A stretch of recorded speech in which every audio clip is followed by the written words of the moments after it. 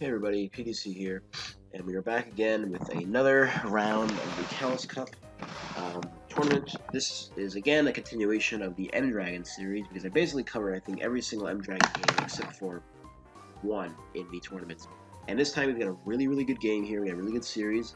M-Dragon versus McMegan, two of the greatest ADV players of all time competing in a money pot tournament. So this is a lot of the stakes here. You know, we're not in the early rounds of the tournament anymore. So let's jump right into this. Game 1, M-Dragon versus McMegan. So M-Dragon's going to lead with a Coon, and McMegan's going to lead with a Coon. So these could both be combined offenses, or they could be TSS or Coons, or they could be Mad Coon builds. It really depends. But M-Dragon's going to switch out to a Snorlax. Seeing Coon and Lax in the same team can definitely mean there's a trapper such as Magneton or Dugtrio. M-Dragon's a really big fan of running Lax Mag, and we see a Raikou. So that right away means, and it tells me that there's almost definitely going to be a Dugtrio on M-Dragon's team. Or at least would be very helpful if he had a Dugtrio or something like a like a P2 or something to trap Dugtrio and it traps Coup. I think Megan is going to show his Blissey. So McMegan is probably going to be running maybe a TSS build, Coon TSS build with Modest Combine Coon have been really popular recently. And M-Dragon's going to go ahead and curse up and body slam that Coon for a 33% with a para at +1. And Coon's going to roar him out as predicted. And in comes the Coup, which is going to scare the Coup right back out and give M-Dragon the option to double back to Snorlax because McMegan is probably not going to want to stay in. McMegan decides to go to Claydol, though, and switches out again, goes back to Coon. M-Dragon's just going to curse up again because he knows Claydol has to explode to actually kill it. Oh, sorry guys, I'm kind of sick, so I'm really not on my game right here. But Body Slam again, Coon's going to drop just below 50%, and in comes Porygon 2, which while it's not going to be able to kill the Coon, if it has T-Bolt or Thunder, I mean, Megan is probably not going to... Okay, he stays in. Alright, so he's risking it for the rest, basically. If he got parried there, that would have been really bad, and Snorlax might have really done work. But Megan's team is probably T-Tar, then it has maybe... It might not have a better Rock Resist. I would hope it... I think Megan is really not the biggest fan of Rock Resist. It depends on the rest of the team, but Coon's going to be asleep. M-Dragon just goes right back to Lax and B-Slam, and now Coon's going to wake up and roar it out. So, I do wonder if he should have just hard Lax there, because on the rest, you would have got +1, and you would have basically been at the same situation minus the para anyway. So, he's going to double back to Lax again from Coon, and in comes Jirachi, which could be Asterachi, it could be Calm Mind. Okay, we see the Calm Mind. Let's see if M-Dragon has a way to... So he curses up. If he has Earthquake, this Jirachi's in a load of trouble. If he doesn't, this could go either way. So we're going to see a Body Slam from M-Dragon, doing only 16%. I don't know if this is a defensive Lax yet. It probably... Oh, there's the crit. Jeez, that is bad. There's the Body Slam again. We're going to see no para from the Body Slams. And now Lax is not in a good position. A Pokemon which was really threatening to McMegan's team, just like that, is weakened. And in comes Claydol, and Claydol might be at risk of dying too, because this could be carrying HP Grass or Ice Punch. But instead we're just going to see a switch out to Coon from McMegan and a weak Earthquake from Claydol. Lax being low is not good. Lax is one of the best ways to threaten and pressure Blissey and Coon, and it's going to be a little hard for McMegan to keep it's going to be hard for M-Dragon to keep the defensive core of McMegan's at bay. So in comes Tyranitar, bringing on the sand on the Lax switch. So now Lax is not going to be regaining any health ever again unless it has rest. And in comes a Pursuit, and it's going to be, it's obviously not going to kill, but it's going to put Lax at the range where even Blissey can knock that thing out with S-Toss. Unless it catches itself on a Paradmon or a sleeping Coon, this is going to be the death of Snorlax, probably. We'll have to see if it actually manages to do anything later in the game. So in comes Coon, and it's going to Calm Mind up on the Blissey. And this could be a big threat if it's sub-Calm Mind Coon. It could, at the very least, delay this Blissey from hurting it badly. In comes the S-Toss. But keep in mind, McMegan has plenty of ways to beat an early Coon. Because even if it's Rest Talk, Coon can always roar it out. We see, oh, that's a lot. Jeez, that's probably a Modest Coon with max HP. I sneezed again. But we're going to see a Surf. It's doing a lot, and the good thing about Modest Coon, I don't know how much special attack that is, but that might be near max. The good thing about Modest Coon is that it pressures Blissey really early on. Coon, I often struggle with really putting. Oh shit! There's a crit. Nope. Yep. McMegan softballs again. Good. Makes the right play. Just barely missing the kill. But the good thing about Coon is that offensive Coon at least, when you use like a lot of special attack EVs, Blissey has no problem until Coon is at like +4 on 0 special attack Coon, just S taunting it. And Modest Coon basically makes it that so once it's at +2, you're already doing mid 30% to it every time it's Surf. And a crit is devastating. A crit plus a neutral hit is going to kill. So Modest Coon is a really cool Pokemon against TSS, which overly rely on Blissey and spamming Soft Boiled or F or S toss with impunity to actually beat it. So M-Dragon, we'll have to see what his last move is. It could be Roar, it could be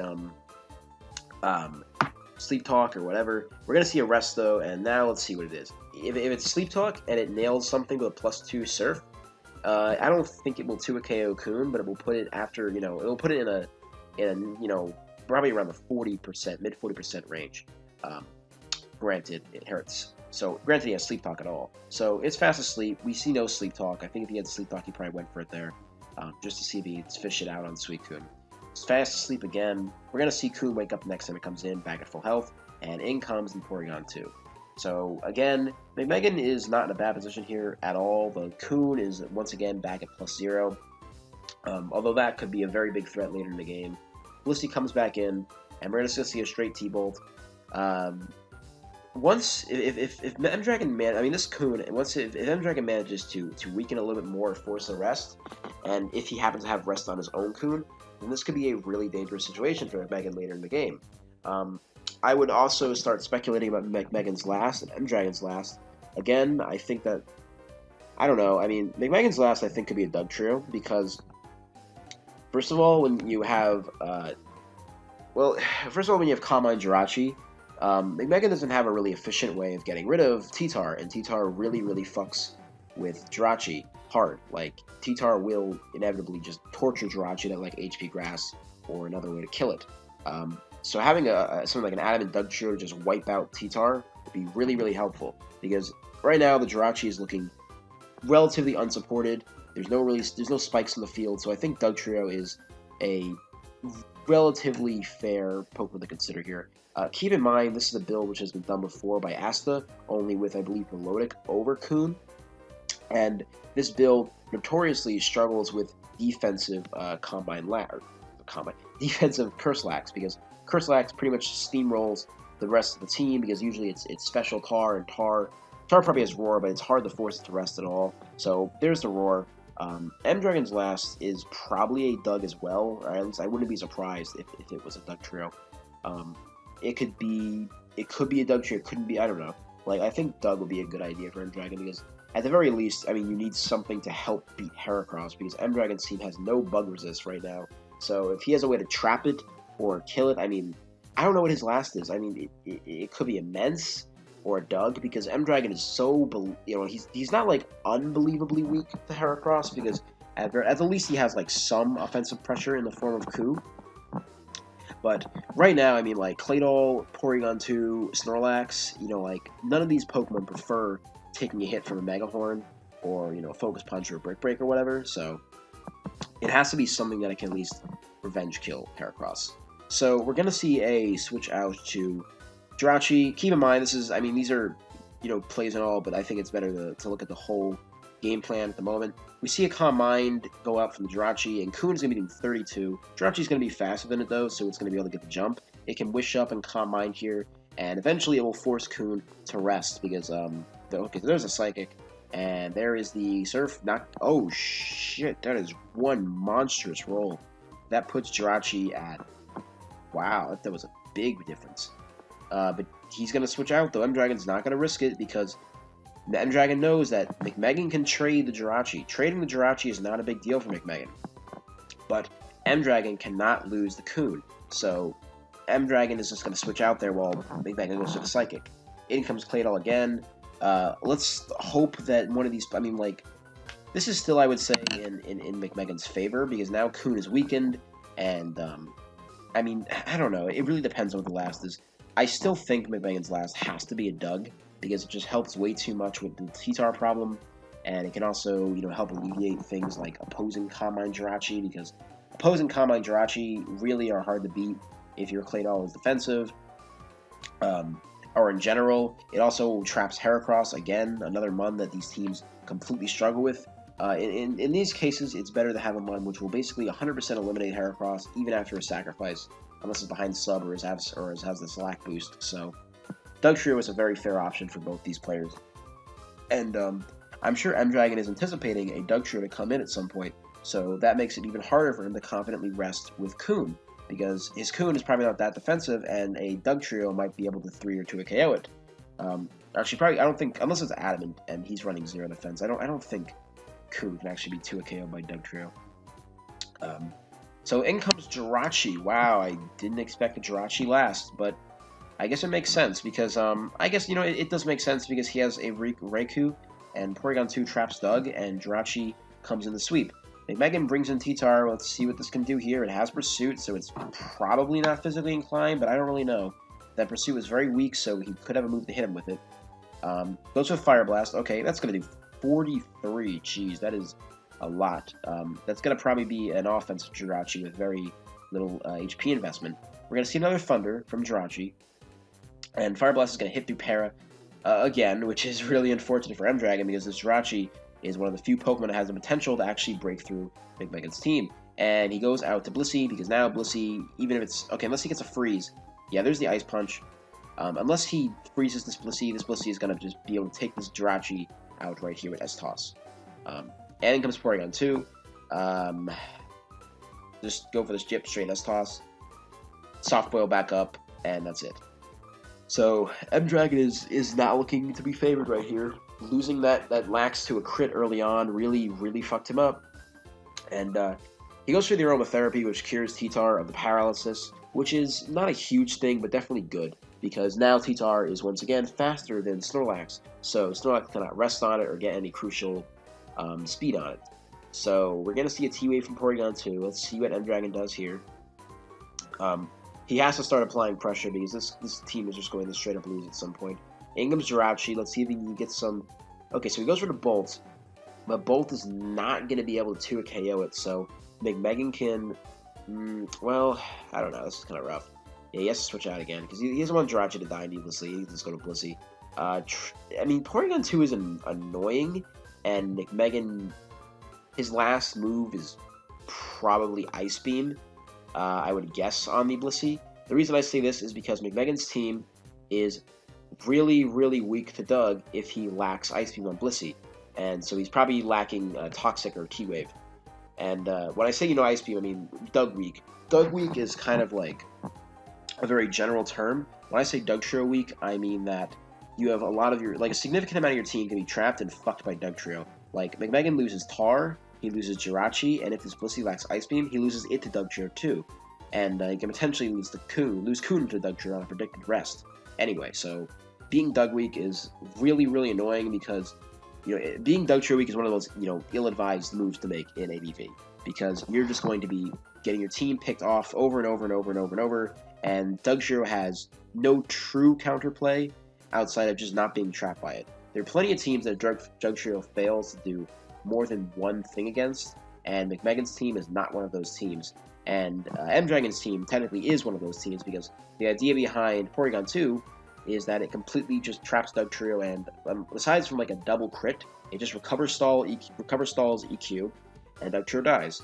And that's the idea of having 2 Calm-Minders both trapped by Dugtrio, because when many teams have Dugtrio as their best offensive answer to something like Raikou or Jirachi. And keep in mind, Raikou has been on the downfall recently, but people are now using it again because they think it has, you know, very good utility in not only being electric resist and being able to beat out Zapdos and sub on it, but also in being really rough to deal with, because one, it's hard to roar Raikou out because Raikou is very strong. It's going to be able to take out 2 of the most common phasers in ADV, Kun and Skarmory. Neither can phase it, and Raikou is not really going to be forced to sleep either. And additionally, Raikou is really fast, so it's not going to be able to be revenge killed really easy in ABV. So it's got a lot of things going for it. The reason why Raikou, however, was not really popular for a while, because one, Dugtrio obviously Blissey, TSS stalls were everywhere. Having a Blissey on an opposing team is not like, oh well, this Pokemon is now unusable, but it makes Raiku's day a lot harder, because unless, you really you get the Calm Mind boost immediately, you have no pass damage on you. I mean, we know Raikou cannot sub on Blissey, because it's going to have its, shit broken by S-Toss. Or, well, I mean, I guess it can if it goes for T-Wave or Toxic, but that's a whole other realm of plays.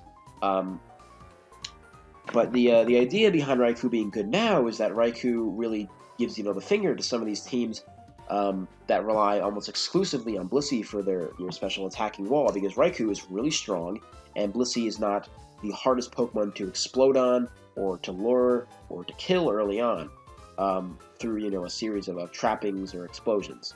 And Raikou, being the fast one it is hard to be revenge killed, and it's also hard to be walled. So a lot of Mons will have trouble dealing with it. Now, I'm not saying Raikou's an amazing Pokemon. I think it's probably, at the very bottom of B rank, so, or B- rank is probably where it is. But, it's not this amazing Pokemon. It really isn't. But it's something which is on the come up again, because people have realized there is a lot of use in using this Pokemon. So, back to the game. We see a Para from Porygon 2 on the Jirachi. I'm probably going to start speeding this middle part up a bit, because this game is very, very long. Blissey comes in again. It's just going to Aromatherapy, or switch out, actually. It could switch out here because he's afraid of an explosion on Blissey. But he's just going to go for the Aromatherapy. Okay, and Jirachi is no longer paralyzed, and it's also at around mid 50%. So Blissey's going to soft boil up and get paralyzed with T-Wave. It has enough of its soft boils left. The M-Dragon, it has Ice Beam on Coon, yeah. So the M-Dragon really, really has to now start thinking of how he can win this game, because really, Raikou and Coon are his only options. Jirachi can potentially do work, but the problem with Jirachi is that it's really low, and it's just going to be beaten by Blissey every time unless it gets really, really lucky. So we see a Wish from Jirachi, and we'll see what that brings us to. It's Psychic and Fire Punch, so it's not going to be beaten by the opposing Jirachi. And in comes T-Tar, and now T-Tar is healthy again. And that's not a very good sign for M-Dragon, because T-Tar is, he crunches the Coup. Let's see if Coup can do something here. The problem is, Coup is strong, and this might be a modest Coup, but Blissey is going to be able to tank the T-Bolt like an absolute champ. Unless this is some type of rest Raikou, M-Dragon is in trouble. So, T-Bolt again, he's not going to risk any shenanigans here. Claydol is going to be able to kill the Coup in one shot, and HP Grass is going to do probably max around 60. So, EQ, Levitate, whatever. McMegan can just switch around the Blissey and not really care about anything. M-Dragon makes a good enough play where he's trying to get the extra leftovers on Jirachi because McMegan lacks spikes. But in comes Raikou, and S-Toss is going to put Raikou in at only a 30% window. So now Raikou is even worse off, and it is very unlikely it is actually going to be able to do anything. We do see a rest, which is really interesting. A rest? Okay, so dual rest Calm Minders. Well, let's hope that McMegan really does not have a Doug Trio, because that would be a huge, deficit to M-Dragon. Porygon 2 goes back. M-Dragon is, first of all, M-Dragon doesn't really have any switches to T-Tar left. And also, if he gets really lucky if McMegan gets, makes a bad play, and M-Dragon gets really lucky, he can trap Doug Trio before, whatever. Or actually, no, no, it can't, because it's not fast enough. Yeah, it doesn't make any sense. So it's really just Porygon 2 is the only switch-in he has to T-Tar anymore. However, it's not a great switch-in, because the only thing he can do is chip it, with 10% of Ice Beam at every turn. And McMegan, can just switch out whenever he wants. So, Crunch is doing 35, and there it is, the dreaded special defense drop. Now, Porygon 2 it's not going to be taking these crunches anymore, and T-Tar is going to be able to recover a lot more HP. And if it gets more than one special defense drop, that Porygon 2 is going to have to basically pray for paralysis. And, there's a second drop. So now M-Dragon is really in the hole. He's going to have to switch out here. There's no option for him. At some point, he's going to have to switch out. Now, Crunch is doing 74. This is not good for M-Dragon. He's just going to recover again. Let's see if he gets parried. Pursuit. Okay, so McMegan makes a misplay. But keep in mind, this is still a very tight turn for M-Dragon. He recovers again. Will he get parried? No, and Crunch is going to do 74 and drop his special defense. Again, this is bad. There's Recover. He has to para. Pursuit, 39 from Pursuit. Jeez. Again, tough turn. Switches out, and barely, with a 27% Porygon 2, saves his Pokemon. But now, McMegan is just going to be able to trap the shit out of Coon. And that's it. Coon is now dead. And N-Dragon's team is really in dire straits here. Because with Coon gone, well, now what? That's really the question. He's going to go to Claydol here, and McMegan's just going to switch out to his own Coon. Double back to Porygon 2. Porygon's not going to be faster, but it might be able to tank a Surf because McMegan has no investment. So he goes for the Combine. He doesn't even Surf, so I guess it might have not killed anyway. Yeah, so now +1 Coon is staring down M-Dragon's team with no water resists, and I think it's a sleeping Coon. Yeah, so not good. This is, I would almost say this is, I don't want to say it's 100% over, but this is not looking good for M-Dragon by any means. Now, keep in mind, with Coon being paired, M-Dragon can maybe force a situation where he can do something with Snorlax, but, I mean, like, if McMegan can just Combine the +3 right here, and basically force the Porygon 2 to get the fuck out of there. So, he goes for Surf again. Again, I think he should have just Combined it there and get the +3, because that way you really cannot be fucked with. And, I don't know, okay, there's the crit, so the Porygon 2 is dead, I guess. M-Dragon's, you know, that's it. That's done. This game is completely over. He's at +2, so now, I mean, like, yeah, there's a self-destruct. Well, yeah, nah, I don't, no, well, nah, yeah, because, yeah, it doesn't matter, because Dugtrio is going to be able to, it doesn't matter. M-Dragon, what he should have maybe tried to do is, instead of just exploding, he should have went for an Earthquake crit, because McMegan left his Blissey in there, and if possibly M-Dragon crit the Blissey, and put it at, you know, like a hard position, maybe he could have yeah, I mean, like, whatever. It's just worthless theorizing. It's nothing. It's literally, like, no chances. Game 2, let's go right into it, because it's taking a while. These guys are playing very long games here. And, oh boy, we see a Zap versus a Coon lead again, and we see a Celebi come out, so this could be another Combine offense team with roles reversed. Or it could be something else. I mean, Coon Celebi doesn't really mean Combine instantly. We see a Baton Pass, and we're going to see a... Okay, so Jirachi, Pixies, oh boy. Combine versus Skarmory. Gonna see a layer of spikes go up. And let's see if this Skarmory gets one shot by Thunder. Okay, no. Okay, well, that's not good at all. Fire Punch Burn with the Whirlwind. In comes anything but Celebi. This thing dies. Okay, Celebi comes in. He gets 2 layers of spikes and prays that McMegan doesn't have Claydol. That's the name of the game. And let's see if he can actually uphold it. So, Combined up. Spikes go up for a second time. Psychic will not kill Skarm at +1. I don't think it will.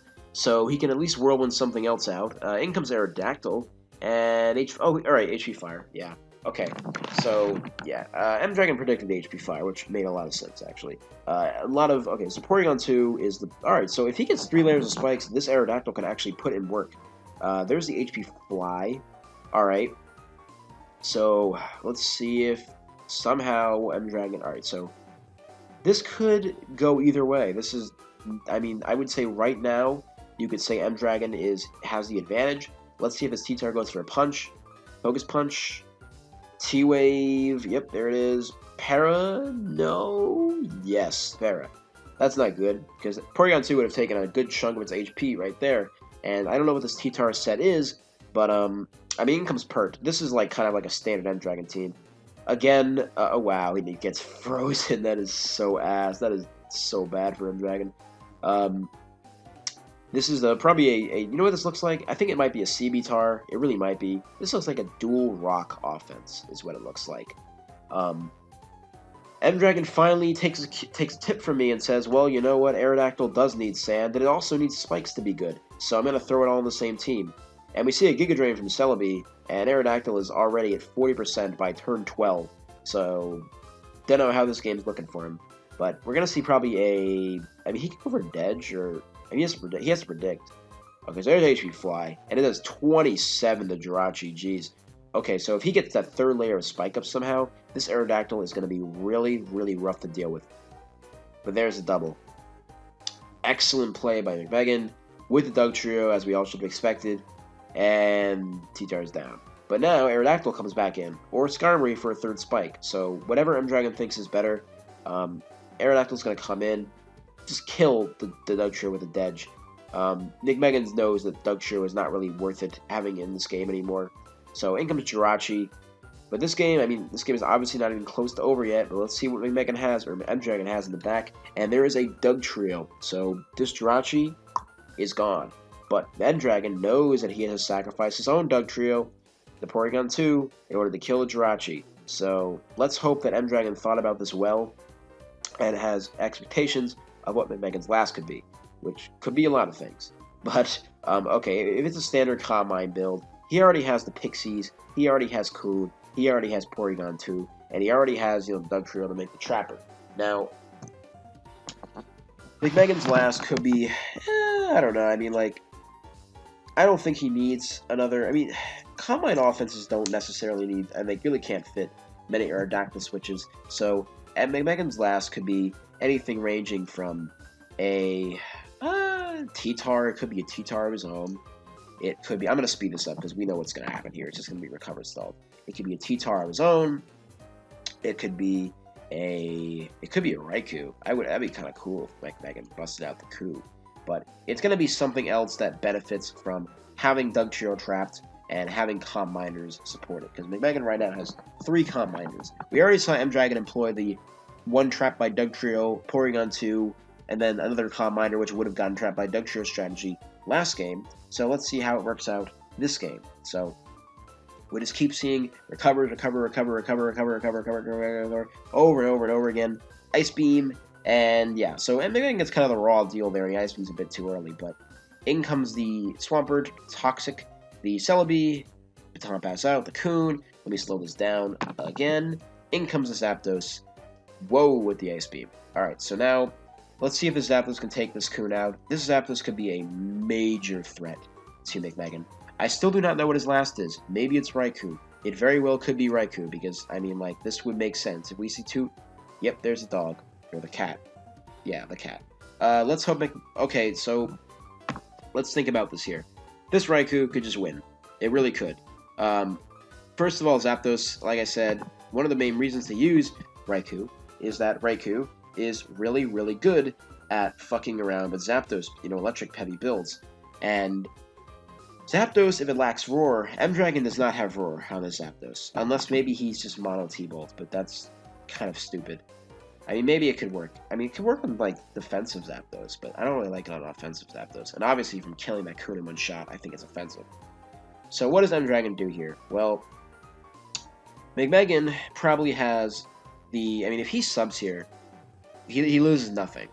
Because he probably knows that either he's EV to take the Zapdos T-Bolt, or it doesn't matter. So, M-Dragon has to play a very good game here. I want M-Dragon to keep Zapdos, because Zapdos can still be useful for the game. So, what M-Dragon should probably do here is he should go to something which can either force the sub to break, and which he can revenge kill with Aerodactyl, or something else. So, I mean, immediately, what I would do here is, if I were M-Dragon, is I would probably hard Pert, because a +0 HP Grass cannot kill Pert. If M-Dragon has Earthquake, then he can at least make sure that the Raikou is 1 sub weaker.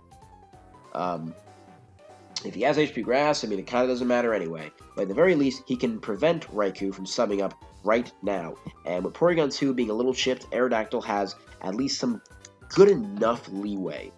I mean, unless McMegan predicts the Swampert switch right here, and goes for the HP Grass, I think just hard Perting is fine.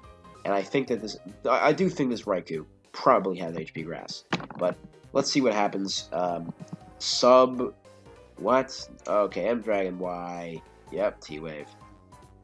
Now M-Dragon has to hope and pray this thing does not have HP Grass, because if it does, he's fucked. He goes for the Calm Mind. We see a T-Bolt from Zapdos. It's not going to break the 7+1. No way. Not possible. maybe a +0, but not a +1. So Pert comes in. T-Bolt, there's no reason to risk it if he has HP Grass. And even HP Ice, it wouldn't matter because, whatever. Let's see. Grass, dead. I think M-Dragon misplayed this. Because now he has to go to Aerodactyl, and it doesn't matter because it's behind the sub, and there's nothing he can do. And it turns out he's the worst set ever, Adamant Aerodactyl. Please, nobody ever run this shitty natured set. Nobody run Adamant Natured CB. It is seriously terrible, and I hate you for running an M-Dragon. Why would you run Adamant CB, bro? I don't understand. Alright, M-Dragon 1, I really don't think T-Wave was the move there. I mean, he could have been mono surf pert, and it might have not mattered anyway, but, I mean, you know what, to tell you the truth, I was under the pretense that it was Jolly Aerodactyl, so, I mean, to be fair, if he knows he's adamant, he still should have played under the pretense that Raikou is modest. If he was Jolly, he should have just hard pert. But if he didn't have Earthquake, maybe it didn't matter anyway. So, I mean, what? Like, I don't know. It is what it is. I think M-Dragon kind of misplayed the end, but actually, you know what? He really didn't misplay the end because, I mean, like, he misplayed it in the sense that he would have lost no matter what, but given the information he had, he should have done something different. That's what I mean when I say misplayed. I think he should have played it different and played as if he knew the coup was modest, but it doesn't matter. I should have known it was Adamant Arrow from the HP Fly and the HP Fly rolls. That did a fuck ton of Porygon too. I just thought Megan was running some stupid speedy set. But yeah, Adamant Aerodactyl. Megan probably knew it was Adamant from the roll, so yeah, that's going to be it, guys. A very good series, or it could have been a very good series. I feel like a couple of the games are kind of lackluster. Again, Megan, played well, and the M-Dragon I think could have brought, once again, I think he could have brought better teams. I did like his Game 1 team, but it fell a bit short at the end. And his Game 2 team was kind of a standard M-Dragon team because this guy has such a boner for Aerodactyl and Dugtrio. I mean, should have known. I don't know about fitting Arrow, Doug, and T-Tar all in the same team, but M-Dragon seems to do it. So, thank you guys for watching, and this is going to be, I think, M-Dragon's last game in the tournament. So, let me know who else you want to see or me commentate over. I'll see you guys on the next one. Peace.